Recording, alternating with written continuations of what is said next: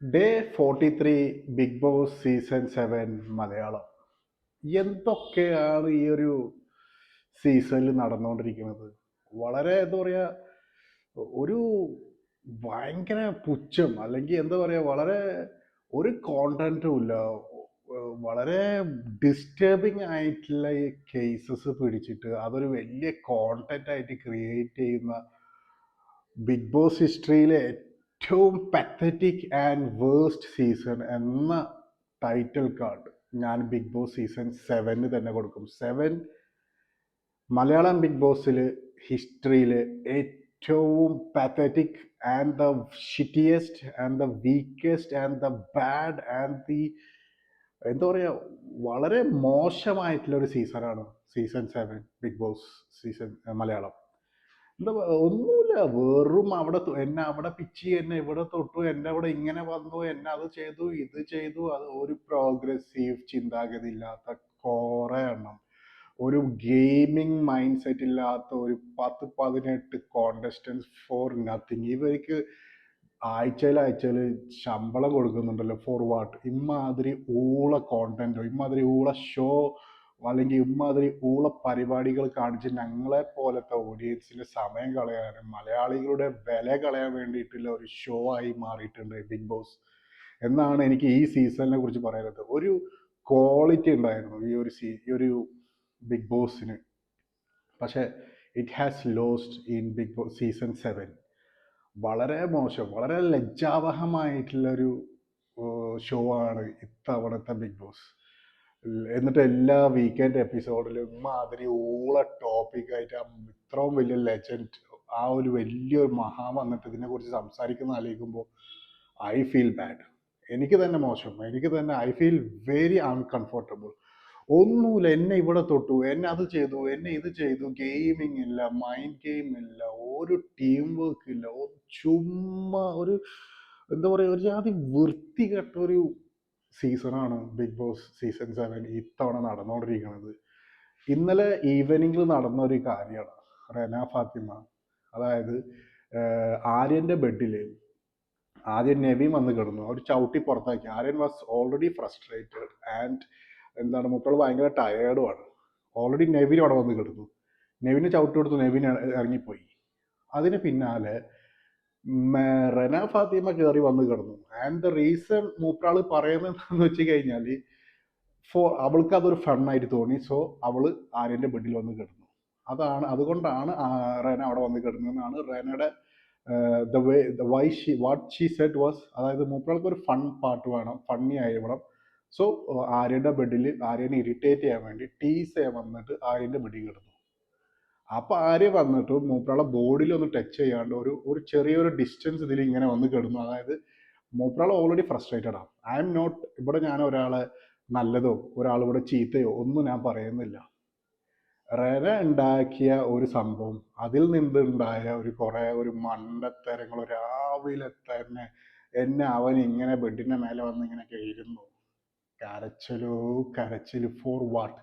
എന്തിനു വേണ്ടിയിട്ട്? ഇത് കാണുന്ന ഞങ്ങളെ അവസ്ഥ ആലോചിക്ക്. രാവിലെ ജോലിയുണ്ട്, അത് കഴിഞ്ഞ് രാത്രിയൊക്കെ ഇത് വന്ന് കാണുമ്പോൾ, ബിഗ് ബോസ് എന്ന് പറഞ്ഞു കഴിഞ്ഞാൽ ഭയങ്കര ഒരു എന്റർടൈൻമെന്റ് ആയിട്ടുള്ള സംഭവമാണ് എനിക്ക്. I watch this show like 1 മുതൽ 2 നടന്നിട്ടില്ല, 3, 4, 5, 6. 6 ഞാൻ ഫുൾ കണ്ടിട്ടില്ല, ബിക്കോസ് ഷിറ്റ് ആയിരുന്നു. 5 ഇൻകോമ്പറ്റീറ്റീവ് ആയിരുന്നു, മാറാറിനെ വെട്ടാൻ ആരുമില്ല. സോ 7 കാണാൻ തുടങ്ങി, ഇപ്പോൾ 43-ാം ദിവസത്തിലെത്തി. ഇപ്പോൾ I am getting a realisation ഞാൻ എൻ്റെ ടൈം ഓരോ ദിവസവും കളയുന്നുണ്ടല്ലോ for this shitty program, for this shitty thing. അതായത് ഏറ്റവും വേസ്റ്റ് സീസണാണ് ബിഗ് ബോസ് സീസണിലെ ഹിസ്റ്ററിയിൽ. എന്നിട്ട് റെനയുടെ ഫണ്ടിന് വേണ്ടി റെനക്ക് അത് ചെയ്യാം. എന്നിട്ട് ആര്യം പോയിട്ട് അവളെ പേടിപ്പിക്കാനോ ലൈക്ക് പെട്ടെന്ന് അവൾ അവിടെ നിന്ന് എണീറ്റ് പോകാൻ വേണ്ടിയിട്ട് മൂപ്പറാൾ ഒരു ആക്ട് ചെയ്തു, ബട്ട് വിത്തൗട്ട് ടച്ചിങ് റെന. അത് മൂപ്പറാൾക്ക് അതൊരു അൺകംഫർട്ടബിൾ ആയി തോന്നി. എന്നിട്ട് ആര്യൻ അതിന് സോറി പറയുന്നു, അതിൻ്റെ ഇടയ്ക്ക് അതിനെ ചൊല്ലി വാക്ക് തർക്കണം. ഇത് മാനിപ്പുലേറ്റ് ചെയ്യാൻ വേണ്ടിയിട്ട് ബിന്നിയുടെ ഒരു ഇൻവോൾവ്മെന്റ് ഈ ഒരു സീസൺ തുടങ്ങിയപ്പോൾ എനിക്ക് തോന്നിയെന്ന് പറഞ്ഞാൽ ബിന്നി ഒരു നല്ലൊരു ഗെയിമർ ആണെന്നാണ്. ബട്ട് ഇപ്പൊ മനസ്സിലായി, മറ്റുള്ളവരുടെ ടോപ്പിക്കിൽ കയറിയിട്ട് ചുമ്മാ വാൽത്തുമ്പിൽ കയറി പിടിച്ചിട്ട് നീങ്ങിപ്പോകുന്ന ഒരു കോണ്ടസ്റ്റന്റ് ആണ് ബിന്നി. സ്വന്തമായിട്ട് ഒന്നുമില്ല, പത്തറ്റിക് കോണ്ടസ്റ്റൻറ്റ്, ഞാൻ എൻ്റെ വാക്ക് മാറ്റുന്നു, ബിന്നി ഒരു ഗെയിമറേ അല്ല. She is not a gamer, she is just a manipulator. ഒരു കാര്യം വേഴ്സാക്കാൻ ബിന്നി കഴിഞ്ഞിട്ട് വേറെ ആളുള്ളൂ. ഈ ഒരു കേസിൽ എനിക്ക് ആര്യൻ്റെ ഭാഗത്ത് ഞാൻ നിൽക്കുന്നില്ല, റെനയുടെ ഭാഗത്ത് ഞാൻ നിൽക്കുന്നില്ല. ആര്യൻ ചെയ്തത് അത് അൺകംഫർട്ടബിൾ ആയിട്ട് എനിക്ക് തോന്നിയിട്ടുണ്ടെങ്കിൽ ആര്യൻ അത് സോറി പറഞ്ഞിട്ടുണ്ട്. ബട്ട് ഇതേ ഒരുപാട് സിറ്റുവേഷൻസിൽ ഞാൻ കണ്ടിട്ടുണ്ട് ജിസേൽ, ആര്യൻ, റെന ഫാത്തിമ ഒക്കെ ഒരേ ബെഡിൽ കിടക്കുന്നത്. ഇത്രയ്ക്കും അൺകംഫർട്ടബിൾ ആയിട്ട് തോന്നുന്ന റെനക്ക് എന്തുകൊണ്ട്, എന്തിനു വേണ്ടി ജിസേൽ ആര്യൻ്റെ കൂടെ അന്ന് കിടന്നു? ആര്യൻ റെനയും തമ്മിൽ ബെഡ് സ്പേസ് ഷെയർ ചെയ്തിട്ടുണ്ട്. ബിക്കോസ് അവർ തമ്മിൽ ആര്യൻ സീ ദാറ്റ് ഇൻ ഒരു ഗുഡ് ഫ്രണ്ട് എന്ന രീതിയിൽ റെനനെ കണ്ടു. ബട്ട് അന്നൊന്നും ഇല്ലാത്ത പ്രശ്നം പെട്ടെന്ന് ഇന്ന് മൂപ്പരാൾക്ക് ഭയങ്കര അൺകംഫർട്ടബിൾ ആയി. ആൻഡ് സെയിം തിങ് നോമിനേഷൻ നടക്കുമ്പോൾ റെന എന്താണ് ആരെ ചെയ്തത്? ഷാനവാസിനെ നോമിനേറ്റ് ചെയ്യുന്നു. റീസൺ എന്താന്ന് പറഞ്ഞു കഴിഞ്ഞാൽ അന്ന് നടന്ന കാര്യം, അന്ന് ടച്ച് ചെയ്തു ചെത്ത്, എന്നിട്ട് നെവിനെ ഇപ്പോൾ എന്തുകൊണ്ട് ഇതാക്കി, അന്ന് പറയണ്ടേന്നൊക്കെ റെന വന്ന് പറയുമ്പോൾ how can she nominate Shanavas for that? അന്ന് പറഞ്ഞ കാര്യമാണെങ്കിലും അന്ന് നടന്ന കാര്യമാണെങ്കിലും ഇന്ന് ഷാനവാസിന് അത് പറഞ്ഞിട്ടുണ്ടാവും. അന്ന് മൂപ്പരാൾക്ക് അൺകംഫർട്ടബിൾ ആയി തോന്നിയിട്ടുണ്ടാവും. സെയിം തിങ് ഇന്ന് മൂപ്പരാൾക്ക് അൺകംഫർട്ടബിൾ ആയി തോന്നിയ സാധനം മൂപ്പരാൾക്ക് അന്ന് തോന്നി, അന്ന് പറഞ്ഞിട്ടുണ്ടാവും. ബട്ട് ഹൗസ് മേറ്റ്സിൻ്റെ കൂടെ ഒന്നും പറഞ്ഞ് ഷെയർ ചെയ്തിട്ടുണ്ടാവില്ല. റെനയുടെ ഇന്നത്തെ ഒരു സംഭവം പക്ക ഗെയിമായിരുന്നു. It's not about anything. പക്ക ചീപ്പ് ഗെയിം അഗെയിൻസ്റ്റ് ആര്യൻ ഒരു ബാഡ് ആയിട്ടുള്ള തോട്ടിൽ ചെയ്തിട്ടില്ല എന്ന് മൂപ്പരാൾക്ക് നന്നായിട്ട് അറിയാം. She did for her screen space എന്ന് എനിക്ക് പറയാനുള്ളൂ. Rena's game was so shitty and cheap game. അതായത് ഒരാളെ പേഴ്സണലി ആണ്ട് ഇല്ലാണ്ടാക്കുക, അതാണ് ഈ ഒരു സീസണിൽ മുഴുവൻ നീളം നടന്നുകൊണ്ടിരിക്കുന്നത്. വേറെ ഒന്നും ഈ സീസണിൽ എന്താ കാര്യമായിട്ടില്ല. ഇത് നല്ലൊരു ഗെയിമില്ല, നല്ല ടാസ്കുകളില്ല, വീക്ക്ലി ഗെയിംസ് ഇല്ല. മോർണിംഗ് ടാസ്ക് പോലും, നല്ലൊരു മോർണിംഗ് ടാസ്ക് പോലും ഈ ഒരു സീസണിൽ കാണുന്നില്ല. ജസ്റ്റ് എന്നെ അത് തൊട്ടു, എന്നെ അത് കടിച്ചു, എന്നെ അത് പിച്ച്, അവൻ ഇങ്ങനെ വന്നു, എന്നെ അത് ചെയ്തു, ഞാൻ അത് ചെയ്തു, ഇതല്ലാണ്ട് വേറെ എന്താണ് ഈ സീസണിലുള്ളത്? അക്ബർ ഗെയിമറാന്ന് പറഞ്ഞാലും അക്ബർ ഓൾസോ ഒരു എക്സ്റ്റെൻഡ് എത്തുമ്പോൾ ആളൊരു മണ്ടനാണ്. അത്രയും ഒരു ഗെയിമറും ഒരു സ്മാർട്ടായി കളിക്കുന്ന ഒരാളും ഒരു കോണ്ടസ്റ്റന്റ് പോലും ഈ ഒരു ബിഗ് ബോസ് സീസൺ 7 അഭിലാഷ് ഇത്രക്കും നന്മമാരായിട്ട് ഫേക്ക് ആയിട്ട് കളിക്കുന്ന വേറൊരാൾ, സ്വന്തമായിട്ട് ഒന്നുമില്ല, ചുമ്മാ നന്മമരം കൊണ്ടിട്ട് ആൾക്കാരെ കണ്ണിൽ പൊടിയിടുന്ന വേറൊരു കോണ്ടസ്റ്റന്റ് അഭിലാഷ്. അങ്ങനെ ആ പരിപാടികളൊക്കെ കഴിഞ്ഞ് നേരെ പോയത് ക്യാപ്റ്റൻസി ടാസ്കിലോട്ട്. ക്യാപ്റ്റൻസി മറ്റേ ഒരു ബോർഡിൽ മാക്സ് ക്യാപ്റ്റൻ സ്റ്റിക്കി നോട്ടിൽ എന്താണ് ബസർ അടിക്കുമ്പോൾ 3 ബസർ ഉണ്ടാവും. അതിൽ ക്യാപ്റ്റൻ എന്ന ബോൾഡിൽ എഴുതിയിട്ട് അവിടെ പോയി ഒട്ടിക്കണം. അതായത് ഈച്ച് ബസർ അടിക്കുമ്പോൾ ഓരോരോ ടേംസ് ആണ്. എന്നിട്ട് അവിടെ പോയി മാക്സിമം സ്റ്റിക്കർ അതിന് ഒട്ടിച്ച് പിടിക്കുന്ന ആൾക്കാർ ക്യാപ്റ്റൻ ആവും. Finally Jishin is a new captain of the house. Jishin വന്നതൊക്കെ നല്ല രസമായിരുന്നു. ലൈക്ക് മൂപ്പരാൾ ആവശ്യമില്ലാത്ത കാര്യത്തിലൊക്കെ ഇടപെട്ട് ഇപ്പോൾ ജിഷിൻ മൂപ്പരാളേതായിട്ടുള്ള ഒരു സ്ക്രീൻ എടുക്കുന്നുണ്ട്. വന്ന 3rd വീക്കിൽ തന്നെ ക്യാപ്റ്റനായി. Congrats Jishin, well played. It's not easy wild കാർഡായിട്ട് വന്ന് 3rd വീക്കിൽ തന്നെ ക്യാപ്റ്റൻ ആവാം. എനിവേ ജിഷിൻ്റെ ഭാഗത്തുനിന്ന് നല്ലൊരു ഗെയിം പ്രതീക്ഷിക്കുന്നു. ഇതുവരെ ആരുടെ ഭാഗത്തുനിന്ന് നല്ല ഗെയിം കണ്ടിട്ടില്ല. പിന്നെ നടന്നത് കിച്ചണിലടി. അതായത് റെന ഫാത്തിമ ഇന്ന് മുഴുവൻ നീളം ചെയ്തത് മൂപ്പരാളെ സ്ക്രീൻ സ്പേസിന് വേണ്ടിയിട്ടാണ്. സ്റ്റാർട്ടഡ് വിത്ത് ആര്യൻ്റെ കേസ്. അതായത് ഷിറ്റി കോണ്ടന്റ് ആയിട്ട് വന്നു. അതായത് മൂപ്പരാളെ എന്താ പറയുക, ആര്യനെ ഫുള്ള് ഡൗൺ ആക്കാൻ വേണ്ടിയിട്ട്. ഇതൊക്കെ ചെയ്യും തോറും അവർ പുറത്ത് അവർക്കൊരു ഫാമിലി ഉണ്ട്. ആ കാര്യങ്ങളൊന്നും ഈ ഒരു ആൾക്കാർ ചിന്തിക്കുന്നില്ല. ബിഗ് ബോസ് സീസൺ 6 സീസൺ അതിലൊന്നും നടന്നിട്ടില്ല. 6 സീസണിൽ ഇത്രക്കും ചീപ്പായിട്ടുള്ള ഒരു സീസൺ ഇതുവരെ വന്നിട്ടില്ല. Season 7 will be known as the cheapest season ever made in Bigg Boss Malayalam history. Jishin ക്യാപ്റ്റനായി. അത് കഴിഞ്ഞ് പിന്നെ കിച്ചണിൽ ചപ്പാത്തി എന്നാണ് നോൺ വെജിൻ്റെ കേസിൽ റെന ഫാത്തിമ ജിഷിൻ്റെ അടി. അതായത് റെനക്ക് ഒരു കാര്യമില്ല. റെനക്ക് അവിടുത്തെ ക്യാപ്റ്റനെ റെസ്പെക്റ്റ് ചെയ്യാൻ പോലും അറിയില്ല. She said she don't care about captain എന്നൊക്കെ പറഞ്ഞായിരുന്നു. റെന ഇന്ന് വളരെ ചീപ്പായിട്ടുള്ള ഷോ ആയിരുന്നു.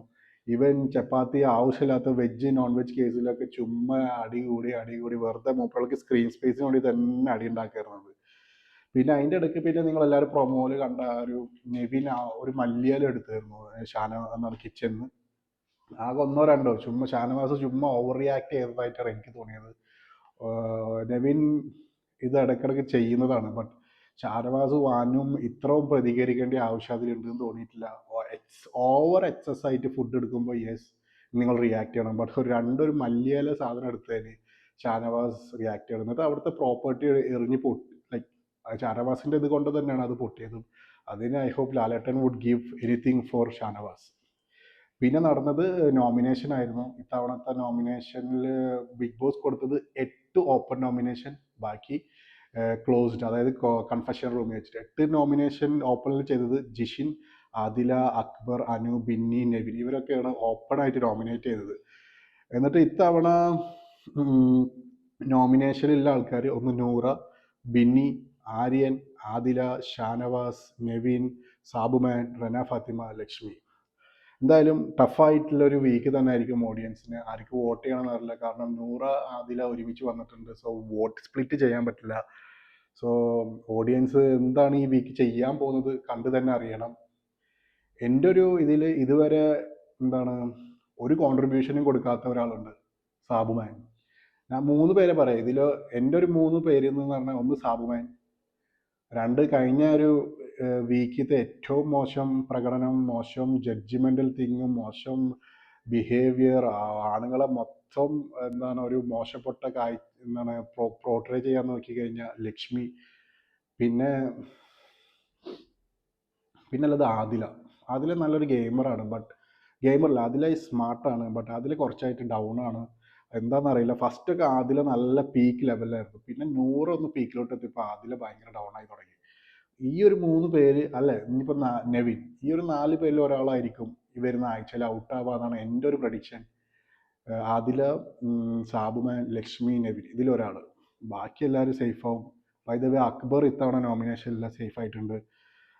പിന്നെ ബിന്നിയുടെ ഗെയിം എനിക്ക് തീരെ ഇഷ്ടപ്പെടുന്നില്ല.